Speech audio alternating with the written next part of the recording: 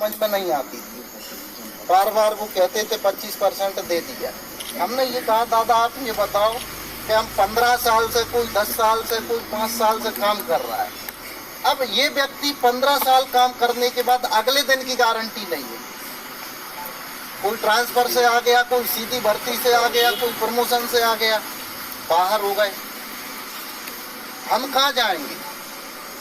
तो ये चीज उनको समझ में आई। और ये जो चल रहा है, जब सीएम साहब को चौबे जी ने, रमेश शर्मा जी ने कन्विंस किया कि अतिथि शिक्षक आपके विरोधी नहीं है, लोग कहते थे कि भाई वो तो विरोध करते हैं आपका।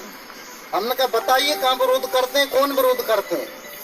जो विरोध करते हैं वो अतिथि शिक्षक नहीं है। आप उन्होंने कहा ये फोटो देख लो, हमने कहा आप इनका रिकॉर्ड देख लो, पिछले 10 साल का रिकॉर्ड देख लो इनका।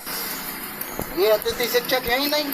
आप इनकी वजह से सबका अहित क्यों कर रहे हो? और आपको यदि ऐसा लगता है तो हम आपसे गारंटी लेते हैं, सीएम साहब जिस जिले में जाएंगे वहाँ सीएम साहब के आगे अतिथि शिक्षक देखेंगे, स्वागत करेंगे, सम्मान करेंगे। नहीं करें तो आप उन्हें बता देना, क्योंकि हर 15 दिन में, महीने में लगभग 3 या 4 बैठक तो मेरी व्यक्तिगत मंत्री अधिकारियों के साथ होती ही होती है, चाहे कुछ हो और चाहे नहीं हो। और इमरजेंसी जब जाना होता है तो मैं जाके बैठता ही हूँ, 2-2, 3-3 घंटे बैठता हूँ, तब जाके उनको अपने फेवर में अपन ने लिया है। तो किसी को भी हताश निराश नहीं होना कि भाई हमारा होगा नहीं होगा, सबके लिए रास्ता निकलेगा। हमारा एक वर्ग अंदर होगा, ऑटोमेटिक हमारे दूसरे वर्ग के लिए रास्ता खुल जाएगा। दूसरा उन्होंने ये भी कहा कि भाई 5,000 रुपये में क्या होता है? ये 15 साल से काम है, 5,000 7,000 में क्या होता है? इनको इतना तो सम्मानजनक मानदेय दो कि इनकी दाल रोटी चल सके।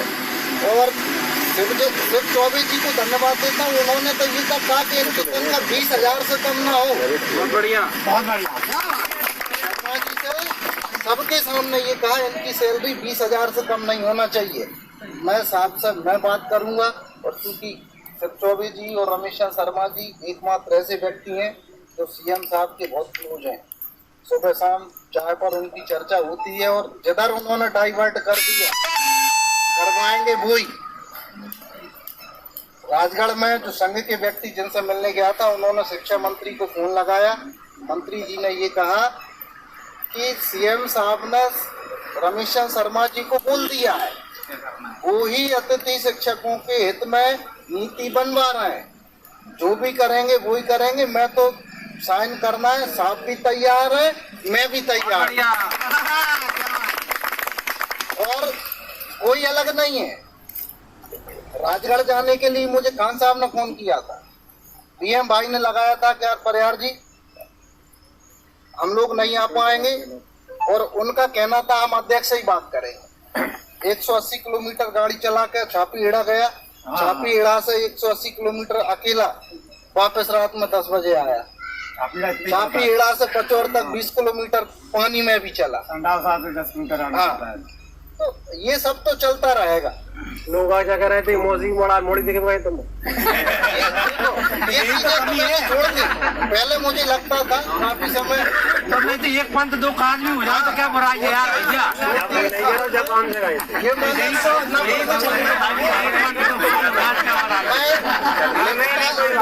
जो संघ में कोई नहीं बैठा, घंटों बैठा हूँ मैं, अभी भी घंटों बैठता हूँ। उनसे ही समझ के कि भाई क्या हो सकता है क्या नहीं हो सकता। उन्होंने कहा आप नियमितीकरण छोड़ दो, आप तो ये कहो साहब हमको सिस्टम में आप ले लो, आप विभाग के कर्मचारी बना लो, इतनी सी नीति आप बनवा लो। उसमें हमने छत्तीसगढ़ की नीति, हरियाणा की नीति, राजस्थान की नीति, उत्तराखंड की नीति, ये सारी नीतियों के आदेश निकलवा के उनको थमाए, उनको बताए, उनसे निवेदन किया। हम सिर्फ इतना चाहते हैं कि हमारे लोगों को सरकार बेरोजगार न करे। कैसे होगा? जहाँ पे मान लो 5 साल से ऊपर वाले काम कर रहे हैं, उदाहरण दे रहा हूँ, क्राइटेरिया सरकार को तय करना, उनकी जगह पर सीधी भर्ती, पदोन्नति और ट्रांसफर ना हो। और जो किसी कारण से वर्षों काम करने के बाद बाहर हो गए, रिक्त पदों पर सरकार पहले उनको समायोजित करें। कोई भी बाहर नहीं होगा, 1 साल वाला भी नहीं होगा, 5 साल वाला भी नहीं होगा। सिर्फ इतना अंतर होगा कि भाई जो एक क्राइटेरिया के ऊपर होंगे वो यथावत हो जाएंगे। आपको 1 साल में 2 साल में आपका भी नंबर आएगा, किसी का हित नहीं होगा। रही बात प्रशिक्षित अप्रशिक्षित की, उसका भी भाई संगठन सबका है। जो व्यक्ति 10 साल से काम कर रहा है, हम तो अपना हित देख लेते हैं, लेकिन हमें तो लोग भाई साहब 10 साल से काम कर रहे हैं, प्रशिक्षित नहीं है, उनके लिए भी हमने ये कहा सरकार से भी हमने उसमें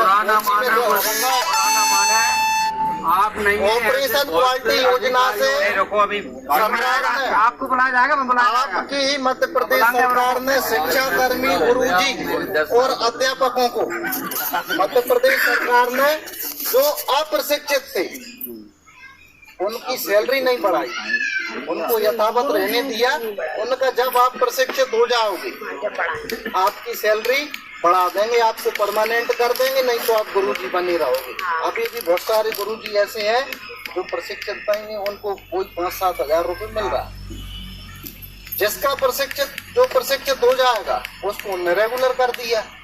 भैया अतिथि शिक्षकों को भी शिक्षा कर्मी, गुरुजी और शिक्षकों की तरह सरकार ऑपरेशन क्वालिटी से डीएड करवा दे, उनका भी हित नहीं होगा, क्योंकि मूल समस्या तो उनकी है। ये मुश्किल से ऐसे होंगे 1000-2000। हाँ, और जब हम सिस्टम में आ जाएंगे, अगली भर्ती जब भी हो, पुरानी की बात नहीं कर रहा, अगली भर्ती जब भी हो, सीधी भर्ती में अतिथि शिक्षकों का कट ऑफ अतिथि विद्वानों की भांति 35% रखो। अनुभव के आधार पर, सत्र और कार्य दिवस के आधार पर उनको आप बोनस अंक दो, वो रेगुलर भी होंगे। यानी रेगुलर भी हमारे धीरे धीरे होते जाएं और बाहर भी ना हो, ऐसा सामंजस्य हम बिठाने की कोशिश कर रहे हैं। तो आज मुझे वैसे कल जाना था, लेकिन मंत्री जी ने मना कर दिया था। उन्होंने कहा अभी आज हम बाहर जा रहे हैं, आप 1 आध दिन बाद आना। आज रात को हम निकलेंगे और भी जो टॉप लीडरशिप वाले हैं सारे लोग रात में बैठेंगे, जितने भी सुझाव आए सारे सुझावों पर सब मंथन करेंगे, उसका मसौदा